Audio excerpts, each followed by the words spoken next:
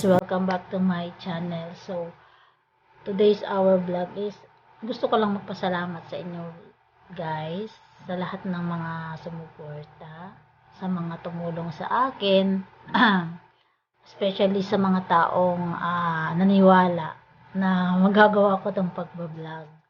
So, nagpapasalamat ako sa Team Shibang, sa Team Waray, sa aking Team Together as One,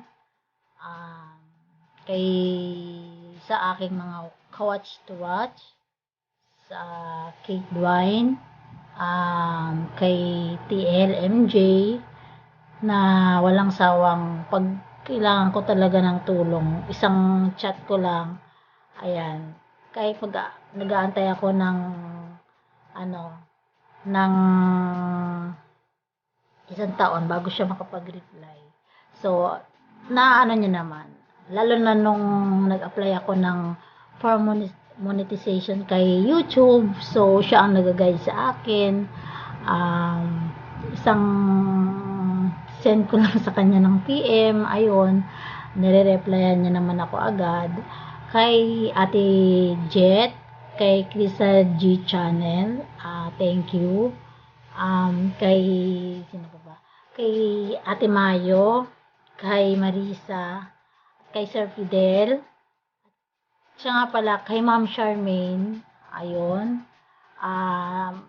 Maraming salamat sa inyo, sa suporta na hindi nyo ako iniwanan, tsaka hindi nyo rin ako, pinabayaan. The time na talagang minsan aalangan na ako na gusto ko nang huminto, pero sabi nga nila go lang. So ayun, nagpapasalamat po ako sa lahat ng mga sinasalihan kong ka-watch to watch, ayun, lalo na sa Team Waray. Minsan on and off ako sa Together as One, ganon din, minsan busy.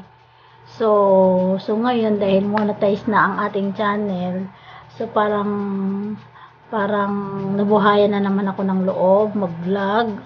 So dahil nga wala naman talagang imposible kung talagang gusto mong gawin ang bagay na yon. So nagpapasalamat din ako sa mga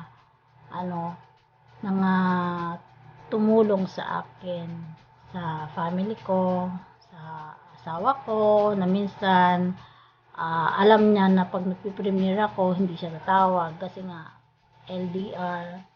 Tapos thank you. Matagal ko din namang tinrabaho, yun, na para ma-monetize na rin yung channel natin. So gusto ko lang po na sabihin na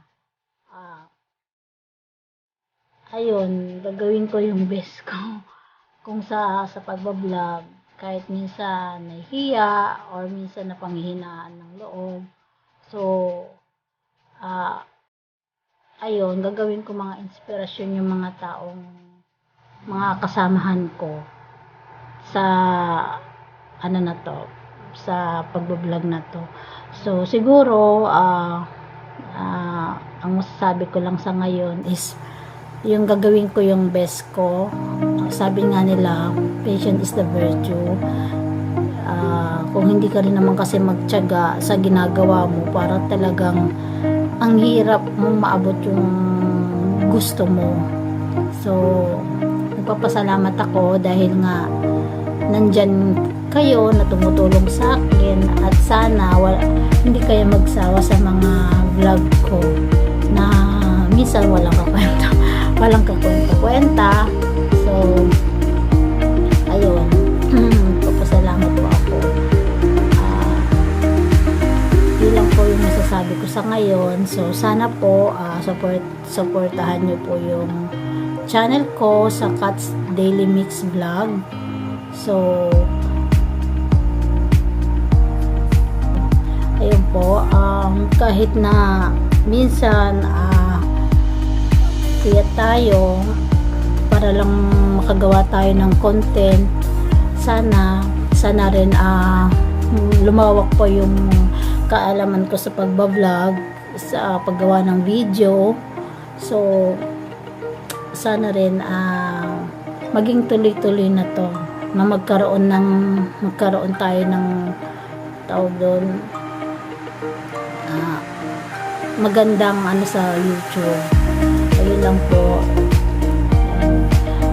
Marami rin po napagdaanan bago mag-monetize yung channel ko. So siguro inabot na po ako ng 8 months. Ayan, 8 months sa pagbablog. Minsan po kasi hindi ako nagiging active kasi nga dahil busy, may mga ginagawa pa, pasingit-singit na lang. So dahil malayo pa naman tayo sa katotohanan, kaya minsan nawawalan ako ng gana mag-vlog.